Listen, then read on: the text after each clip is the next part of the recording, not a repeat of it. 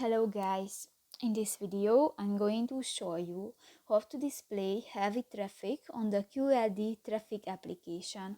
But first of all, I just want to mention, please don't forget to subscribe to our channel, because at 100,000 subscribers we are going to show you our YouTube revenue statistics and growth strategy, how to make money online.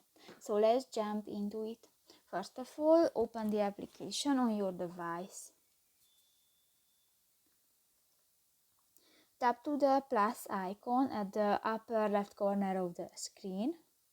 And here you can find the fourth option, the traffic icon, and just click that. And the heavy traffic is displayed on your map. And done. So that's pretty much it for this video, guys. See you in the next one. Bye bye.